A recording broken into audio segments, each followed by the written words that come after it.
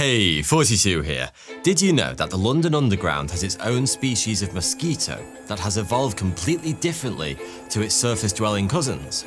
The aptly named London Underground mosquito thrives in dark conditions. It's also more aggressive than surface mosquitoes and is more likely to bite humans, probably because non-human food sources, such as birds, are far rarer underground. Every day, about 4 million people travel on the world's oldest underground metro network, the London Underground. It's the OG of subsurface travel. First opened over 160 years ago, it established a blueprint for every other subway in the world, from New York to Tokyo. But creating the Underground wasn't exactly a smooth ride. And today, the 250 miles of tunnels that make up the 11 underground lines hide a labyrinth of secret and incredible innovations. So step aboard and mind the gap, because this is the fascinating story of the London Underground. Displate is a platform for artists with thousands of creators from all across the globe sharing their unique designs, paintings, and illustrations on metal canvas. There are over 2 million artworks available in the Displate catalogue. You can discover new original art or choose from officially licensed designs from the likes of Star Wars, Marvel, Elden Ring, and many other iconic brands and franchises. Displate has now launched a new product line called Displate Textura, and they're pushing the boundaries of what metal posters can be. These premium print finishes will be available without limitations in a vast selection of pop culture metal posters. I chose a couple of Displates from the Textura range, and they just look incredible. Just look at the 3D detail on this print. Displate is tool-free, it's safe for your walls, and it's super quick. Each displate comes with a magnet kit, and everything you need is in the box. There's no drilling, no holes, and no frustration. I could not believe how easy and quick it was to display my displates. Oh, and you can swap them out anytime in literally less than 10 seconds. Go to www.displate.com/42 or use my code 42 to access my discount. If you get 1 displate, you'll get 27% off. If you get over 2 displates, you'll get 37% off. It's available for 1 week only, so don't miss out. All metal posters from Displate are printed in the EU and should arrive in about 4 to 5 business days. A big thanks to Displate for sponsoring this video. We like to think of congestion on the streets of London as being a modern-day phenomenon. But the roads of this great city have been at bursting point for a long time. In fact, believe it or not, London traffic was actually worse in Victorian times than it is today. Riding on the tailwinds of the Industrial Revolution, through the Victorian age, the population of London exploded. In 1600, it was about 200,000, but by 1860, it had reached 3 million, making it the world's most populated city. But the medieval streets of London were not designed for such enormous bandwidth, and every day hundreds of thousands of pedestrians and thousands of horse-drawn carriages and carts vied for the same few meters of cobblestones on any given street in the city centre. Just look at these images from Victorian London. Tell me how that's any different, if not worse, than London car traffic today. Not to mention the fact that traffic in London has been beaten into submission over the past couple of decades by increasingly stringent measures. Today, you can't drive into central London without being fined £1 million and being shot in the face by the mayor. Back then, there were no ULEZ cameras checking the emissions of your horse. But in the mid-19th century, the traffic wasn't just a mild annoyance, it was a matter of national emergency. The United Kingdom was at the centre of the largest empire in history, and its economy was growing at a hair's pace. If people couldn't get to work on time because the streets were clogged with horseshit and peasants, it would start to seriously stagnate the empire's economic growth. It was clear that a drastic solution was needed, and fast. Enter Charles Pearson, a solicitor to the City of London. Now, in case you don't know, the City of London, commonly called the City, is a historical administrative area that operates largely independently from the rest of London. It's really bloody complicated and is probably a topic for another video. Anyway, beginning in the 1830s, Pearson tirelessly campaigned for a rail system that could facilitate mass transit for city workers who lived outside the city so they could commute into the city quicker and easier. his efforts were largely ridiculed. But in 1845, he proposed something revolutionary: an underground railway. He published a pamphlet with drawings for the proposed route and station. It would tunnel underground, obviously, and connect the Fleet Valley to Farringdon.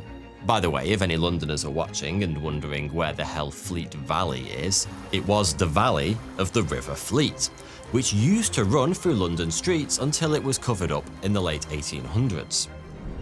Pearson's proposed railway would be an atmospheric railway. That means it would be propelled by compressed air fed to the underground through pipes. The pamphlet got people talking, and before long the idea of an underground railway in central London was gaining ground. Or should that be gaining underground? However, his plans were deemed too expensive to action, and it wouldn't be until 1860, after many other plans were considered and turned down by the City of London, that Pearson's dream was finally realised. Apart from the whole atmospheric railway part, that bit was just too weird. In 1860, work commenced on what would be the world's first underground railway, the Metropolitan Railway. The first line ran between Paddington, then called Bishop's Road, and Farringdon Street. The route covered approximately 3.75 miles, passing through 5 intermediate stations: Edgware Road, Baker Street, Portland Road, now Great Portland Street, Gower Street, now Euston Square, and King's Cross, now King's Cross St Pancras. Today, new underground lines are built using boring machines, which are actually quite interesting. They are semi-automated and can bore through the earth under modern London, or any other city, with almost no disruption to the streets above. But when the Metropolitan line was constructed in 1860, they didn't have the luxury of such advanced technology. Instead, they used a method called cut and cover. In contrast to today, it was extremely disruptive. They would basically dig a huge trench, starting at street level, then lay tracks at the bottom of the trench. Then they built a brick archway inside the trench to create a tunnel, before finally rebuilding the surface level on top of the archway, putting the street back to the way it was, more or less. During construction, public sentiment became rather negative towards the soon-to-be underground, since cut and cover caused a huge amount of disruption at street level. And because the construction of the tunnels resembled storm drains, the Metropolitan line gained the pejorative nickname, the sewer line. Whilst the cut and cover method was used for earlier lines, a significant innovation in tunnel construction came with the invention of the Greathead shield. Developed by James Henry Greathead in the late 19th century, the shield allowed for deeper tunneling underneath the city. The shield protected workers inside it from falling debris, and the workers would manually excavate their own portion of the shield. Then they could push the entire shield forward a bit and insert a cast iron tunnel lining around the circumference of the newly bored bit of tunnel. This method was less disruptive than cut and cover, as it allowed for the construction of tunnels far below the surface, minimizing the impact on the bustling street above.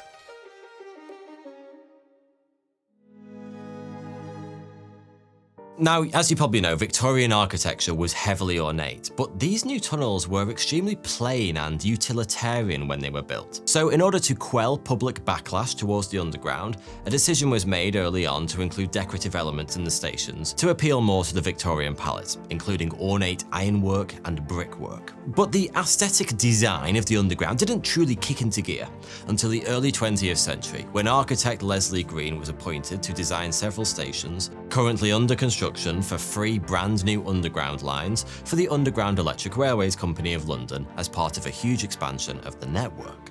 In doing so, Leslie Green gave the London Underground its distinctive style, marked by beautiful oxblood red facades. And the interior of these stations were adorned with precisely placed metro tile mosaics, often with subtle nods to the location of the station. Today, this style has become truly synonymous worldwide with the London Underground, and surviving examples of original Leslie Green stations can still be found at Chalk Farm, Holloway Road, Mornington Crescent, and a few others. When the first Underground, the Metropolitan line, opened its doors, presenting an exciting new world-first method of transport in 1863, Londoners, particularly city commuters, flocked to try it out. 38,000 travelled on it on the first day. But there were significant challenges that stunted its growth, mostly the fact that it was a steam railway, and if you hadn't figured it out, putting a steam train inside an enclosed tunnel is a really, really, really bad idea. Namely because of the fact that tunnels tend to fill with smoke. Like a lot of smoke. Oh, and if that wasn't bad enough, did I mention the fact that the carriages were open air? Seriously, they looked more like mine carts than the typical tube stock we picture today. It would have been a pretty damn awful experience travelling on the smoky underground in those times, and sure enough, it deterred a lot of people from using it, especially the upper classes. But as time went on, the draw of avoiding the clogged streets of London during the daily commute proved too great, and passenger numbers slowly swelled. Within the first 6 months, the Metropolitan line had carried over 1 million passengers.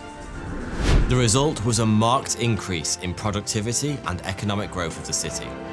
It also had a kind of suburbanization effect. When people realized they could rely on the underground to commute, houses started to be built further and further out from the city centre.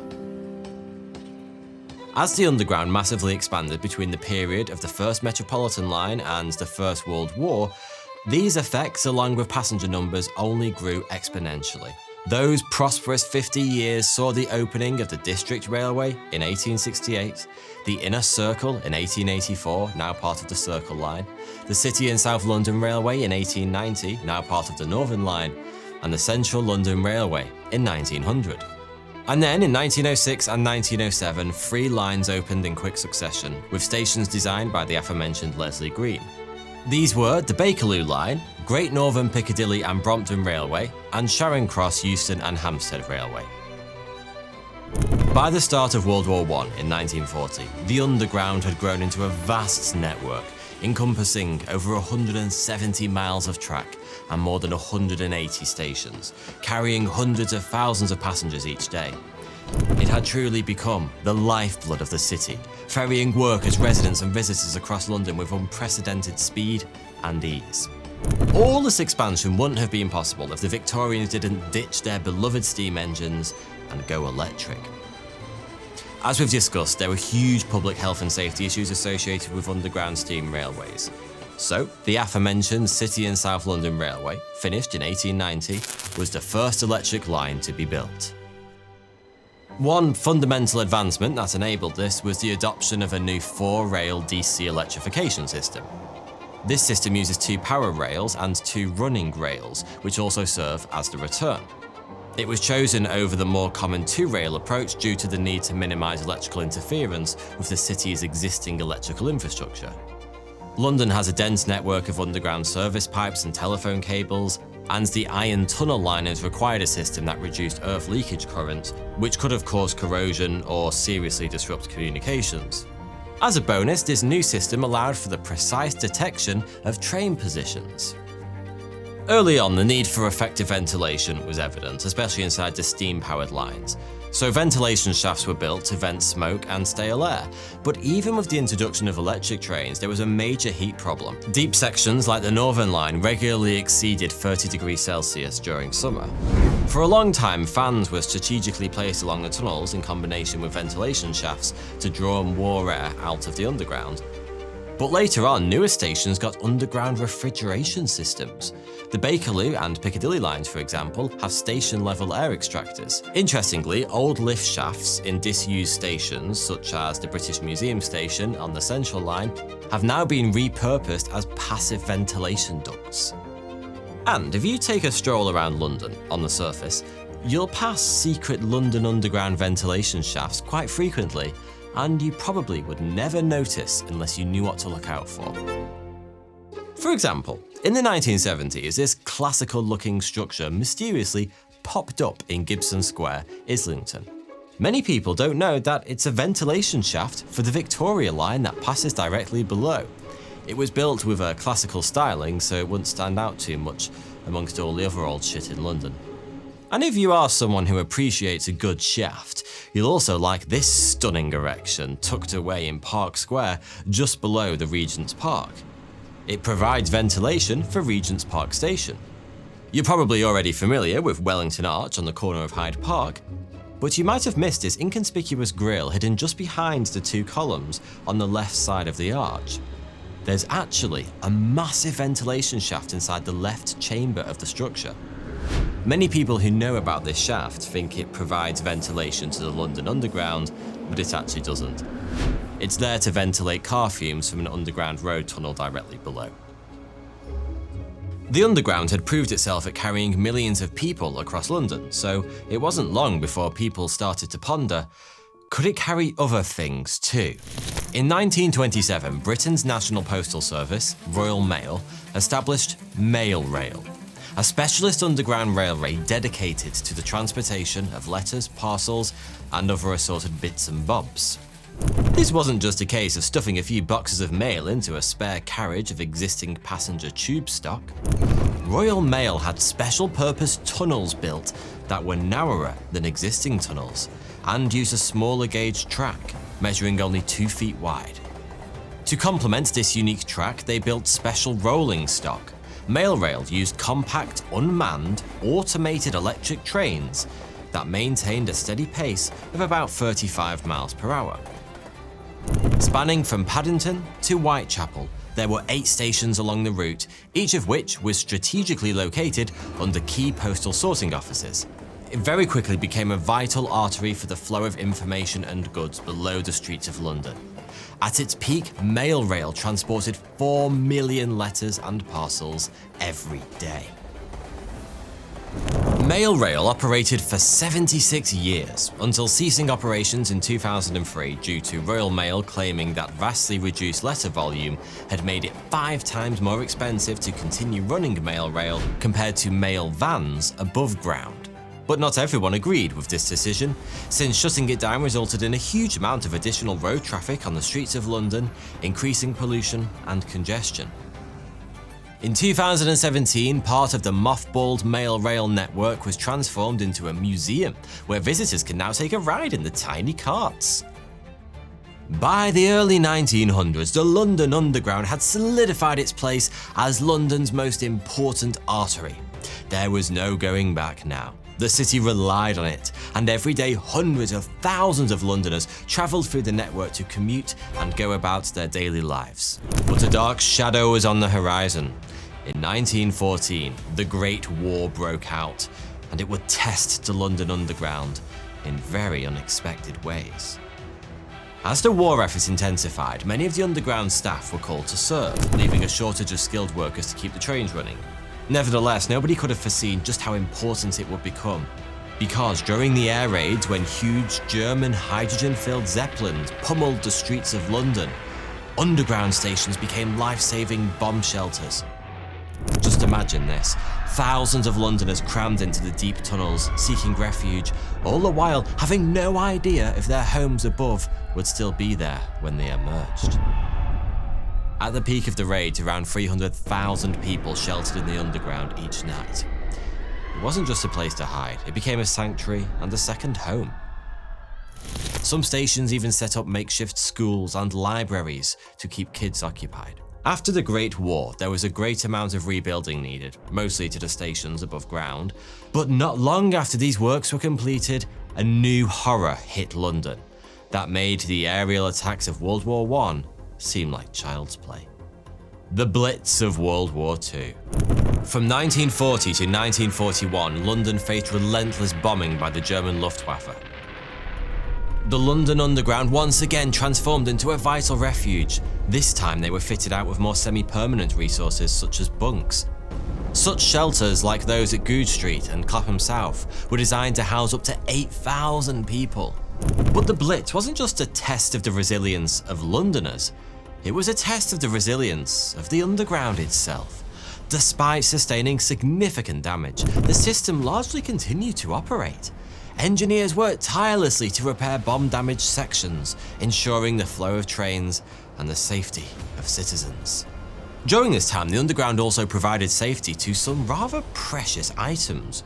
During the war, the British Museum stored many pieces from its vast collection inside the tube tunnels, including the priceless Elgin marbles.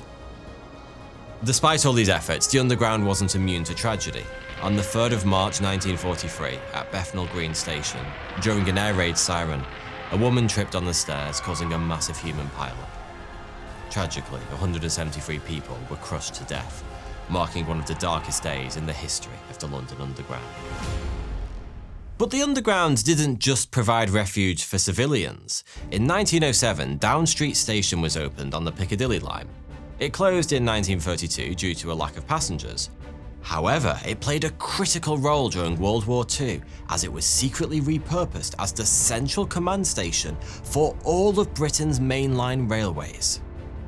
It was earmarked for this purpose just before the war in 1938 by the Railway Executive Committee, as they rightly predicted that in the event of a war with Nazi Germany, they would require a secure underground station from where they could continue to operate the British rail network. And so, in 1939, it was covertly converted into a vast underground network of offices, meeting rooms, a telephone exchange, and even dormitories for up to 40 staff with toilets and a dining room. In fact, during the Blitz of 1940 to 41, none other than Winston Churchill himself would use the converted Down Street Station as a hidden operational bunker. He would sleep down there and even held champagne and caviar banquets for members of the War Cabinet in its mess hall. The secret shelter operated all the way until 1947, during which time it orchestrated most of the country's railways and movement of troops, tanks, and weapons. In fact, Down Street isn't the only abandoned underground station that has since been repurposed. Below the streets of London lies a labyrinth of disused stations and tunnels, commonly referred to as ghost stations. Some of them still retain secrecy about their modern-day use, but others, such as Aldwych Station, which was closed in 1994, has now found a new life as the de facto London Underground film set. In fact, if you've seen an underground station depicted in a film or TV show, there's a mighty good chance the scene was shot on the platform of Aldwych Station. After the Second World War, the London Underground faced a monumental task of rebuilding and modernising. The destruction had laid bare the need for updates and expansions. This led to the introduction of new lines, improved safety measures, and the transition from wooden-bodied to all-metal trains. The post-war period saw the development of the Victoria Line, which began construction in the 1960s. Opened in 1969, it was notable because it was the first to be semi-automated and controlled by computers. Then the Jubilee Line, initially part of the Bakerloo Line extension, opened in 1979, named in honour of Queen Elizabeth II's Silver Jubilee. There are hundreds of auxiliary industries and services that are essential to keep the Underground running smoothly. From the maintenance teams that ensure the tracks and trains are in top condition, to the cleaning crews that keep the stations and carriages spotless, to the signal operators who manage the complex network of tracks and trains, and even the Lost Property Office, which reunites passengers with their misplaced belongings. And it's this last one that I find particularly interesting. In 1933, London Transport was established, a central organisation to unify all of London's public transport, from the Underground to the buses, trams and trolleybuses. In the year 2000, this would become Transport for London, commonly known as TfL. But back in 1933, when London Transport was established, it had become painfully obvious that there was also a need for a lost property office, somewhere to store, sort and systematise passengers' lost odds, sods and assorted shite. And so, in 1933, deep within the bowels of the monolithic edifice that is 55 Broadway, the imaginatively named Lost Property Office was opened.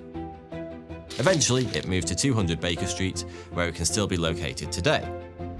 Every year, about 350,000 items are handed into the Lost Property Office, mostly lost somewhere in the vast network of the Underground.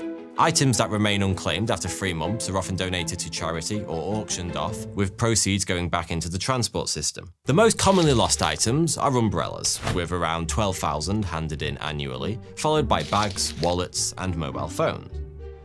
But over the years, some bonkers bits and pieces have found their way there, including many wedding dresses, a stuffed eagle, several urns complete with ashes, a briefcase containing £10,000, a park bench, a human skull, a jar of bull's sperm, a 14-foot boat, Not really sure how that one made its way onto a train.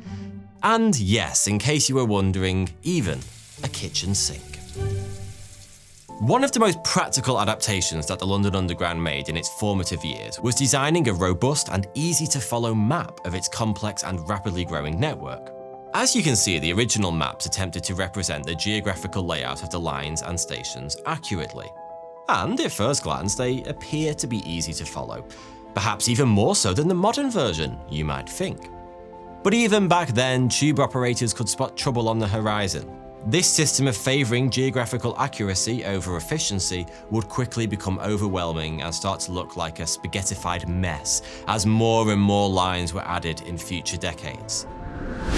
This is how the underground map would look today if it were geographically accurate. Just look at the centre. Predicting the problem of problematic plans, in 1931, Harry Beck, an engineering draftsman, proposed a practical new design. Beck's map was not concerned with geographical accuracy, but with clarity and usability. He simplified the layout into a series of straight lines with evenly spaced stations, using 45 and 90-degree angles, which made the network much easier to navigate.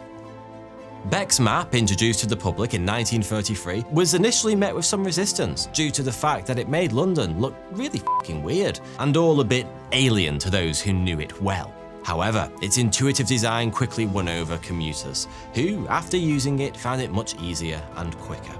Its simple geometric lines and bright colours made route plotting a piece of piss.